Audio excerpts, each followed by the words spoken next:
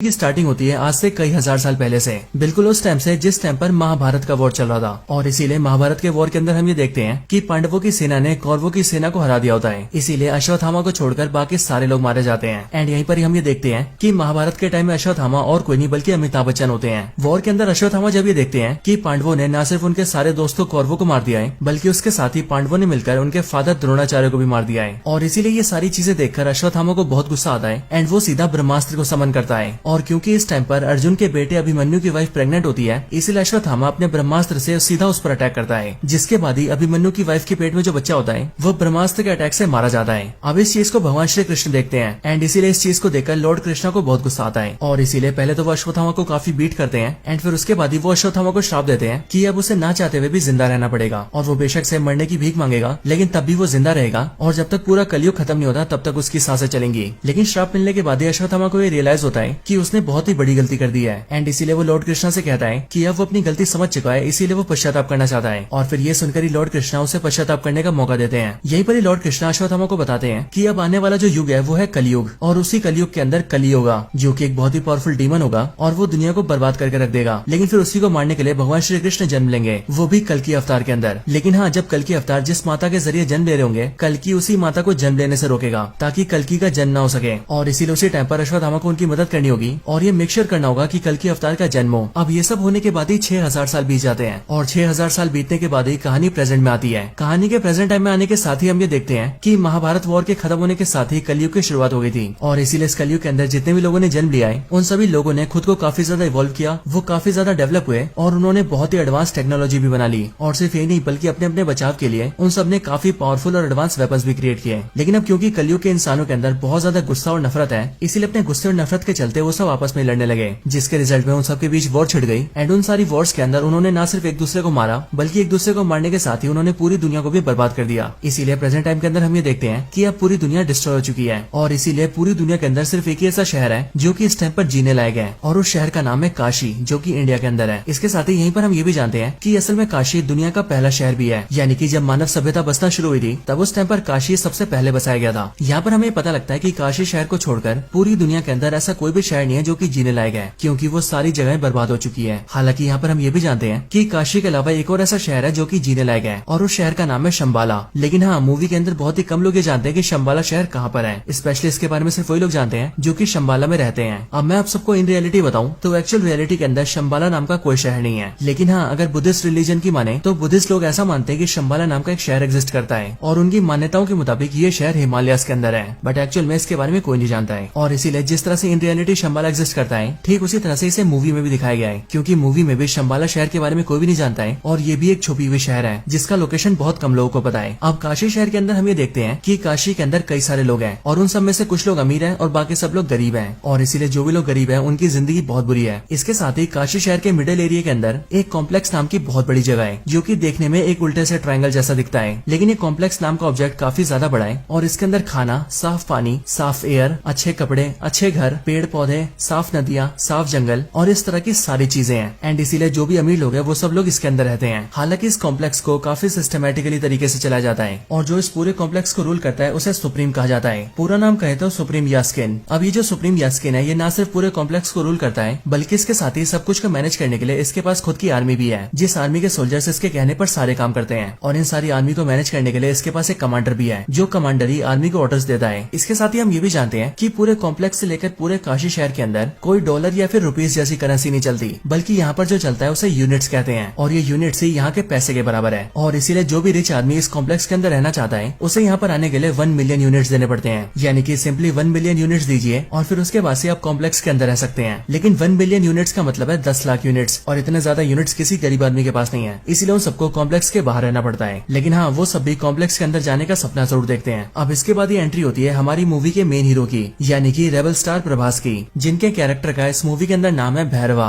भैरवा की एंट्री होने के साथ ही हम ये जानते हैं कि भैरवा काशी शहर के अंदर ही रहता है। लेकिन हाँ, भैरवा की कोई फैमिली नहीं है, ना ही उसके मदर और फादर है और ना ही भाई बहन है, एंड इसीलिए भैरवा अकेला अपनी जिंदगी बिताता है। लेकिन इसके साथ ही हम ये भी जानते हैं कि भैरवा काफी अच्छा फाइटर है और वो लड़ने के बहुत सारे तरीके जानता है। अब वैसे देखा जाए तो साउथ इंडियन फिल्मों के जितने भी हीरो होते हैं वो सब लड़ने में तो वैसे एक्सपर्ट होते हैं, इसीलिए यहाँ पर भैरवा यानी कि प्रभास भी बाकियों से काफी पावरफुल है। हालांकि इसके साथ ही हम ये भी देखते हैं कि भैरवा एक काफी अच्छा इंसान है। लेकिन हाँ, भैरवा का भी ये सपना है कि वो एक दिन दिन कॉम्प्लेक्स के अंदर जाएं और वहाँ जाकर एक मजे की जिंदगी बिताएं। लेकिन हाँ, अब क्योंकि कॉम्प्लेक्स के अंदर जाने के लिए 1 मिलियन यूनिट्स देने पड़ते हैं, इसीलिए भैरवा अब तक कॉम्प्लेक्स के अंदर नहीं जा पाया है, क्योंकि उसके पास इतने यूनिट्स ही नहीं है। और इतने सारे यूनिट्स तो क्या, बल्कि उसके पास कुछ भी नहीं है। इसीलिए वो दूसरों से यूनिट्स मांग मांग के उधारी पे जीता है और टाइम से किसी का भी उधार नहीं चुकाता है। हालांकि एक दिन हम ये देखते हैं कि काशी के अंदर शंबाला का एक स्पाई घुस जाता है और इसीलिए उसे कई सारे गुंडे पकड़ रहे होते हैं, क्योंकि शंबाला से जो भी लोग आते हैं या फिर स्पाई आते हैं, उन सबको पकड़कर अगर कॉम्प्लेक्स को सौंपा जाए तो कॉम्प्लेक्स के सोल्जर्स का कमांडर उस आदमी को काफी बड़ी बाउंटी देता है, मतलब कि काफी बड़ा इनाम देता है। और इसीलिए यहाँ पर जैसी भैरवा उस स्पाई को देखता है, वैसी वो उन सारे गुंडों से फाइट करता है और उन सबको बीट करके शंबाला के स्पाई को पकड़ लेता है। हालांकि उसके पकड़ने के बाद ही भैरवा को पता लगता है कि असल में शंबाला का वो स्पाई एक आम आदमी है जो कि बस यहाँ पर कॉम्प्लेक्स की तहकीकात करने आया है। लेकिन अब क्योंकि उसे तो सिर्फ यूनिट चाहिए थे ताकि वो कॉम्प्लेक्स के अंदर जा सके, इसीलिए वो स्पाई की बात नहीं मानता है और उसे अपने घर में बंद कर देता है, ताकि कुछ टाइम बाद ही वो उसे कॉम्प्लेक्स को सौंप दे और कॉम्प्लेक्स से उसे 10,000 यूनिट्स मिले। और फिर इसी तरह से धीरे धीरे करके वो कई सारे यूनिट जोड़े और जब उसके पास 1 मिलियन यूनिट्स हो जाए तो वो कॉम्प्लेक्स के अंदर जाए। हालांकि इसके कुछ टाइम बाद ही हम दिशा पटानी को भी देखते हैं, जिसका इस मूवी के अंदर रॉक्सी नाम होता है और वो बेसिकली मूवी के अंदर भैरवा की गर्लफ्रेंड होती है। रॉक्सी जब भैरवा से मिलती है तब हमें पता लगता है कि भैरवा ने उधार लेने के मामले में रॉक्सी को भी नहीं छोड़ा है और उसने रॉक्सी से भी कई सारे यूनिट्स उधार ले रखे हैं। लेकिन इन सबसे हटकर रॉक्सी भैरवा को बताती है कि उसकी कॉम्प्लेक्स के अंदर जॉब लग गई है एंड उसे कल से कॉम्प्लेक्स के अंदर जाना है और वहाँ जाकर साफ सफाई करनी है। लेकिन जैसे भैरवा कॉम्प्लेक्स का नाम सुनता है, वैसे वो रॉक्सी से कहता है कि वो कल बस एक दिन के लिए उसे अपने साथ लेकर जाए, क्योंकि उसका भी ये सपना है कि वो कॉम्प्लेक्स को अंदर से देखे। अब इसके लिए रॉक्सी एग्री कर जाती है और वो भैरवा को अपने साथ कॉम्प्लेक्स के अंदर ले जाती है। अंदर आने के बाद ही भैरवा को बहुत खुशी होती है, क्योंकि वो ये देखता है कि कॉम्प्लेक्स अंदर से बहुत सुंदर है, वहाँ बहुत सारा साफ पानी है, खाने के लिए बहुत कुछ है, वहाँ नदियाँ हैं, जंगल है और इसी तरह की बहुत सारी सुंदर सुंदर चीजें हैं। एंड इसलिए ये सब देखकर भैरवा थोड़ा पागल हो जाता है और वो रॉक्सी के साथ मिलकर सब कुछ के मजे लेने लगता है। लेकिन हाँ, कुछ टाइम बाद ही वो सोल्जर्स के हाथों पकड़ा जाता है, जिस वजह से कॉम्प्लेक्स के सोल्जर्स भैरवा को बाहर निकाल देते हैं। लेकिन हाँ, जब भैरवा को कॉम्प्लेक्स से निकाल दिया जाता है तब उसका कॉम्प्लेक्स के अंदर जाने का और भी ज्यादा मन करने लगता है, क्योंकि उसने कॉम्प्लेक्स के अंदर का ट्रेलर जो देख लिया होता है। एंड इसीलिए भैरवा डिसाइड करता है कि वो जल्दी से जल्दी कॉम्प्लेक्स के अंदर जाकर ही रहेगा और कॉम्प्लेक्स के अंदर ही जिंदगी बिताएगा। अब इसके बाद ही सीन शिफ्ट होता है और हमें सीधा कॉम्प्लेक्स के अंदर का नजारा दिखता है। कॉम्प्लेक्स के अंदर हम एक बहुत बड़ी सी लैब को देखते हैं, जिस लैब के अंदर बहुत सारी लड़कियां होती हैं और कई सारे साइंटिस्ट होते हैं जो कि उन सब पर रिसर्च कर रहे होते हैं। लेकिन फिर इसके बाद ही हमें कॉम्प्लेक्स का सुप्रीम दिखता है, यानी कि सुप्रीम यास्किन। और फिर यहीं पर ही हमें पता लगता है कि सुप्रीम यास्किन ही एक्चुअल में कली है। बट यहाँ पर हम ये जानते हैं कि कली यानी कि सुप्रीम यास्किन बहुत ही बुरी हालत में होता है। उसकी बॉडी काफी दुबली पतली और कमजोर सी होती है एंड उसके अंदर पावर्स भी नहीं होती है। हालांकि यहीं पर मैं आप सबको बता दूं कि ये जो सुप्रीम यास्किन होता है यानी कि कली, ये एक्चुअल में एक्टर कमल हसन होते हैं, क्योंकि कमल हसन ने इस मूवी के अंदर सुप्रीम यास्किन की एक्टिंग की है। और वैसे यहाँ पर ज्यादा कंफ्यूजन ना हो उसके लिए हम कली को सुप्रीम यास्किन के नाम से नहीं बल्कि कली के नाम से बुलाएंगे। अब यहाँ पर हम ये देखते हैं कि कली बहुत बुरी हालत में होता है और इसीलिए उसे अपनी पावर्स वापस चाहिए होती है एंड वो खुद को फिर से ठीक करना चाहता है, या फिर यूं कहे वो खुद को पावरफुल करना चाहता है। इसके साथ ही हम ये भी जानते हैं कि कली एक्चुअल में ह्यूमन से बहुत नफरत करता है, क्योंकि कली का ऐसा मानना है कि ह्यूमंस नेचर को डिस्ट्रॉय कर रहे हैं। और इन 6000 सालों में जब से कलयुग चलता आ रहा है तब उन पूरे सालों के अंदर ह्यूमंस ने पूरी दुनिया को बर्बाद करके रख दिया है। इसीलिए ह्यूमन बींग्स को जीने का कोई अधिकार नहीं है एंड इसीलिए वो सारे के सारे ह्यूमंस को खत्म कर देना चाहता है। लेकिन उससे पहले वो खुद को पावरफुल करना चाहता है। लेकिन खुद को ठीक करने के लिए और बहुत ज्यादा पावरफुल बनने के लिए कली को एक सीरम की जरूरत है, जो सीरम एक प्रेग्नेंट वुमेन के पेट से निकल सकता है, यानी कि ऐसे वुमेन के पेट से जिसके पेट के अंदर चाइल्ड हो। और इसके लिए कली ने एक बहुत बड़ी लैब बना रखी है एंड उस लैब में काम करने के लिए उसके पास सारे टॉप साइंटिस्ट हैं और कली के पास जितने भी सोल्जर्स हैं वो उनकी मदद से बहुत सारी लड़कियों को पकड़ के लाता है और उन सबको अपनी लैब के अंदर कैद करके रखता है। और फिर उसके बाद ही कली उन सारी लड़कियों के अंदर सीडिंग करता है, जो कि बेसिकली एक साइंटिफिक एक्सपेरिमेंट है जिसके जरिए वो लड़कियों को प्रेग्नेंट करता है। लेकिन यहाँ पर वो नॉर्मली प्रेग्नेंट नहीं करता है, बल्कि वो सीडिंग करने के लिए किसी स्पेशल मेथड का यूज करता है और सीडिंग में कुछ स्पेशल मिलाता भी है, जिसके बाद लड़कियां प्रेग्नेंट होने लगती हैं। हालांकि यहाँ पर हम ये भी देखते हैं कि यहाँ पर जितनी भी लड़कियों के ऊपर सीडिंग की जाती है उनमें से सारी की सारी लड़कियां प्रेग्नेंट नहीं होती है। इसीलिए जो भी प्रेग्नेंट होती है उन सबको अलग जगह रखा जाता है एंड उन्हें रहने के लिए और खाने पीने के लिए सब कुछ बहुत ही बढ़िया दिया जाता है। लेकिन जो भी लड़कियां सीडिंग के बाद भी प्रेग्नेंट नहीं हो पाती उन सबको लैब के अंदर स्लेव बनाया जाता है, यानी कि गुलाम। और फिर वही सारी स्लेव लड़कियां सभी प्रेग्नेंट हुई लड़कियों की सेवा करती हैं और जो भी उन्हें हेल्प चाहिए होती है वो सारी हेल्प भी करती हैं। हालांकि यहीं पर हम ये भी जानते हैं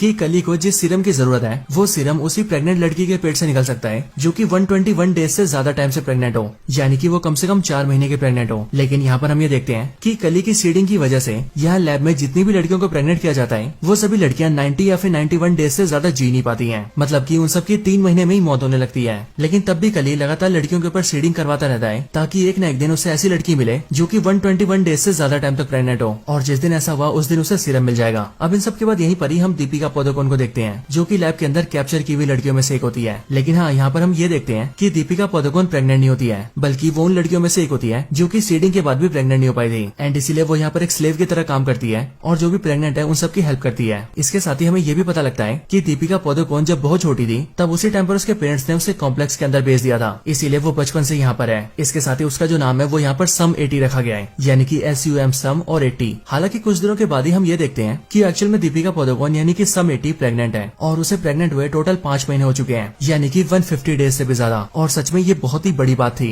लेकिन एक्चुअल में दीपिका ने इस बात को सबसे छुपा कर रखा था और उसने किसी को पता नहीं लगने दिया था कि वो इतने टाइम से प्रेग्नेंट है। हालांकि इसके कुछ टाइम बाद ही हम ये भी देखते हैं कि दीपिका के बहुत टाइम छुपाने के बाद भी इस चीज को एक सोल्जर देख लेता है और इसीलिए वो सीधा कॉम्प्लेक्स के कमांडर को बता देता है कि दीपिका 150 डेज से भी ज्यादा प्रेग्नेंट है। और फिर इसीलिए लैब वाले उसे उठा लेते हैं एंड उसकी बॉडी को एक बड़ी सी मशीन में डाल देते हैं एंड उसके पेट से सीरम को एक्सट्रैक्ट करने की कोशिश करते हैं। लेकिन जब एक्सट्रैक्शन को स्टार्ट किया जाता है तब जैसे ही सिर्फ एक ही बूंद एक्सट्रैक्ट होता है, वैसे ही एक बूंद के एक्सट्रैक्ट होने के साथ ही वो मशीन रुक जाती है और फिर उसके बाद ही पावर सप्लाई कट जाती है, लाइटें धीरे धीरे करके जलने बुझने लगती है एंड आसपास की सारी चीजें हिलने लगती है। और फिर इसी टाइम पर दूसरी तरफ हम ये देखते हैं कि यहाँ से थोड़ी दूरी पर एक टेम्पल होता है और उसी टेम्पल के अंदर अश्वत्थामा होता है, जो कि वैसे तो काफी टाइम से मेडिटेशन में होता है, लेकिन अभी अचानक से उसकी आंखें खुलती हैं और वो इस बात को फील करता है कि कल की अवतार जन्म लेने वाले हैं और इसीलिए भगवान उसे संकेत दे रहे हैं कि वो उनके जन्म होने में कोई बाधा न आने दे। एंड फिर इसके लिए अश्वत्थामा वहाँ से निकल जाते हैं और वो उसी वुमेन को ढूंढने लगते हैं जो वुमेन कल की अवतार को जन्म देने वाली है। हालांकि इसी टाइम पर हमें भी ये पता लग जाता है कि असल में जो कल की अवतार को जन्म देने वाली है वो और कोई नहीं बल्कि दीपिका पदुकोण है, यानी कि सम 80। इसके बाद ही हम कॉम्प्लेक्स में देखते हैं जहाँ पर सिर्फ एक बूंद सीरम के निकलने के बाद ही एक्सट्रैक्शन रुक गया था। लेकिन फिर इसके अगले पल ही हम ये देखते हैं कि जिस मशीन के अंदर दीपिका होती है उसी मशीन के अंदर उसकी एक फ्रेंड आ जाती है जो कि दीपिका की तरह ही एक स्लेव थी और वो दीपिका को वहाँ से निकाल लेती है एंड वो एक खुफिया रास्ते से होते हुए काफी नीचे आ जाती है।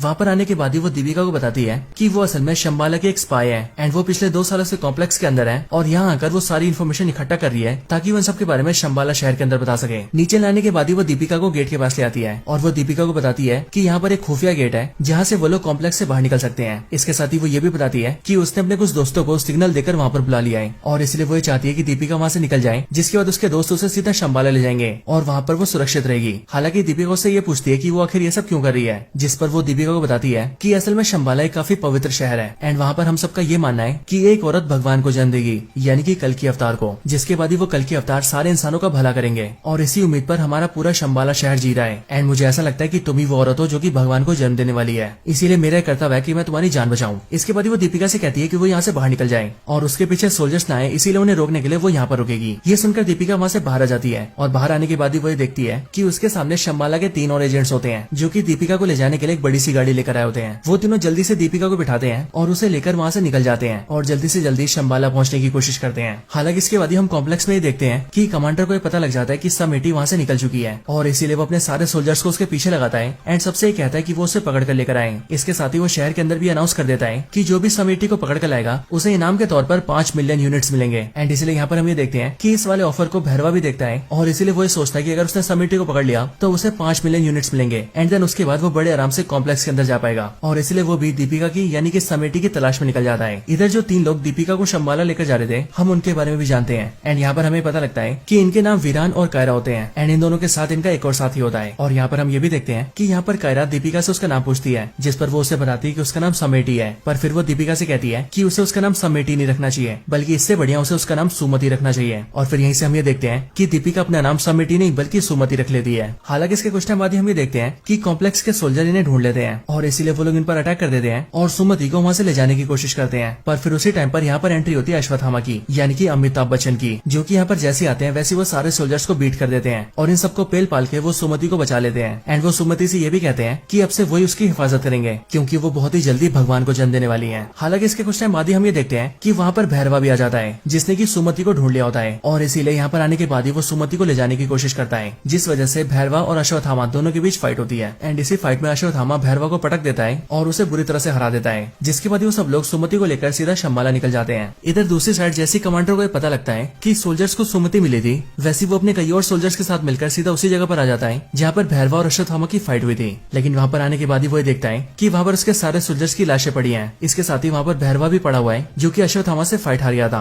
यहाँ पर कमांडर भैरवा को अरेस्ट करने के ऑर्डर्स देता है, इसीलिए सोल्जर्स भैरवा को अरेस्ट कर लेते हैं। लेकिन अरेस्ट होने के बाद ही भैरवा कमांडर से कहता है कि जब वो लोग सुमति को यहाँ से लेकर जा रहे थे तब उसने ये सुना था कि वो लोग शंबाला जा रहे हैं और कोई भी नहीं जानता कि शंबाला कहाँ पर है, लेकिन वो अकेला ऐसा इंसान है जो कि शंबाला जा सकता है। इसीलिए अगर कमांडर उसे सिर्फ एक मौका देंगे तो वो उनके लिए सुमति को ले आएगा। ये सुनकर कमांडर एग्री कर जाते हैं और वो भैरवा को एक मौका देते हैं और वो उससे कहते हैं कि अगर वो सुमति को शंबाला से लेकर आ गया तो फिर उसके बाद वो खुद ही उसे कॉम्प्लेक्स के अंदर एंट्री देंगे एंड फिर उसके बाद से वो कॉम्प्लेक्स के अंदर बड़े आराम से रह पाएगा। अब इसके बाद ही भैरवा भैरवा सीधा अपने घर आता है और घर आकर शंबाला के उस स्पाई को आजाद कर देता है जिसे उसने आज से काफी टाइम पहले पकड़ा था। हालांकि इसे आजाद करने के बाद ही भैरवा से ट्रैप में फंसाता है, क्योंकि भैरवा उससे कहता है कि अब कॉम्प्लेक्स वाले उसे कभी भी कॉम्प्लेक्स के अंदर एंट्री नहीं देंगे और इसीलिए उसे किसी को पकड़ने का कोई फायदा नहीं है एंड इसीलिए वो इसे इस टाइम पर आजाद कर रहा है। पर यह बात सुनकर शंबाला का जो स्पाई होता है वो भैरवा से कहता है कि उसे कॉम्प्लेक्स के अंदर जाने की ज्यादा सोचनी भी नहीं चाहिए, बल्कि इसकी बजाय उसे उसके साथ शंबाला जाना चाहिए जो कि वैसे ही काफी सुंदर शहर है और वहाँ पर उनके साथ जाकर उसे अच्छाई का साथ देना चाहिए, क्योंकि ये कॉम्प्लेक्स वाले बहुत ही बुरे इंसान है। ये सुनकर भैरवा एग्री कर जाता है क्योंकि एक्चुअल में ये उसके प्लान का हिस्सा होता है और फिर वो शंबाला के उस स्पाई के साथ सीधा शंबाला जाता है एंड शंबाला के अंदर आते वो शंबाला के स्पाई को यानी कि अपने साथी को बेहोश कर देता है और फिर वो उसे धोखा देकर सीधा सुमति के पास जाता है और वो सीधा अश्वत्थामा का रूप ले लेता है और अश्वत्थामा के रूप में आकर वो सुमति को अपने साथ ले जाने लगता है। लेकिन बाहर आते उसे अश्वत्थामा घेर लेता है, जिसके बाद ही भैरवा और अश्वत्थामा के बीच एक और फाइट होती है। लेकिन अब क्योंकि भैरवा इस बार तैयारी करके आया होता है इसलिए वो अश्वत्थामा को काफी अच्छी टक्कर देता है। लेकिन इन दोनों के फाइट के दौरान ही हम ये देखते हैं कि शंबाला के पास कॉम्प्लेक्स का कमांडर अपने बहुत सारे सोल्जर्स के साथ आ जाता है और वो सीधा शंबाला पर अटैक करके अंदर घुस जाता है, जिसके बाद शंबाला के सारे सोल्जर्स भी इकट्ठा होते हैं और फिर शंबाला के सोल्जर्स और कॉम्प्लेक्स के सोल्जर्स दोनों के बीच फाइट होती है और यहाँ पर हम एक बहुत ही बड़ी वॉर को देखते हैं। लेकिन इस वॉर के अंदर कमांडर अपने सोल्जर्स के साथ मिलकर शंबाला के सारे सोल्जर्स को बहुत बुरी तरह से मार रहा होता है। इस टाइम पर ही हमें ये भी पता लगता है कि असल में अश्वत्थामा के हाथ में जो हथियार है वो एक्चुअल में उसका नहीं बल्कि कर्ण का हथियार है एंड इसीलिए यहाँ पर अश्वत्थामा के हाथ का जो हथियार होता है वो अचानक से गिरकर सीधा भैरवा के हाथ में आ जाता है। लेकिन जैसे वो भैरवा के हाथ में आता है वैसे वो हथियार चमकने लगता है और भैरवा की पावर्स भी बहुत ज्यादा बढ़ जाती है और फिर सीधा यहाँ पर फ्लैशबैक आता है और फ्लैशबैक के जरिए हम ये जानते हैं कि असल में भैरवा ही महाभारत के टाइम का अर्जुन है और यहाँ पर उसकी अर्जुन वाली असली पावर्स जाग चुकी है और फिर इसके लिए भैरवा कुछ टाइम के लिए अर्जुन बन जाता है और वो सीधा कमांडर के सारे सोल्जर से लड़ने लगता है एंड फिर वो सारे सोल्जर्स को मार देता है और एंड में वो कमांडर को भी मार देता है और फिर इस तरह से वो सुमति को बचा लेता है। लेकिन फिर जैसे वो अपना हथियार छोड़ता है वैसे हम ये देखते हैं कि वो एक बार फिर से भैरवा बन जाता है, यानी कि वही भैरवा जिसे कॉम्प्लेक्स के अंदर जाना है और इसीलिए होश आते वो सीधा सुमति को उठाता है और उसे लेकर अपनी गाड़ी में बैठ जाता है और वहाँ से सीधा अपनी गाड़ी को फ्लाई करता है और शंबाला से निकल जाता है। इस टाइम पर अश्वत्थामा से रोकने की कोशिश करता है लेकिन वो भी भैरवा को रोकने में फेल हो जाता है और भैरवा सुमति को लेकर अपने साथ निकल जाता है। अब इसके बाद ही हमें सीधा कॉम्प्लेक्स का सीन दिखाया जाता है जहाँ पर हम कली को देखते हैं। अब आपको याद हो तो जिस टाइम पर सुमति का एक्सट्रैक्शन चल रहा था उस टाइम पर मशीन के बंद होने तक वहाँ पर एक बूंद सीरम को निकाल लिया गया था एंड इसलिए यहाँ पर हम ये देखते हैं कि उसी एक बूंद सीरम को सीधा कली के हाथ में दिया जाता है और फिर कली जैसी उसे लेता है वैसी सीरम के उस एक बूंद को वो अपनी बॉडी में डाल लेता है और जैसी वो एक बूंद सीरम कली की बॉडी में जाता है वैसे हम ये देखते हैं कि कली की दुबली पतली और कमजोर सी बॉडी बहुत ही पावरफुल और मस्कुलर हो जाती है और वो बहुत ज्यादा शक्तिशाली हो जाता है। और फिर इसके बाद ये कली ये डिसाइड करता है कि अब उसे बाकी का पूरा सीरम चाहिए और इसके लिए वो खुद ही सुमति को ढूंढेगा और उसके अंदर से सारा सीरम निकाल लेगा और जब ऐसा होगा तब कली इतना ज्यादा पावरफुल हो जाएगा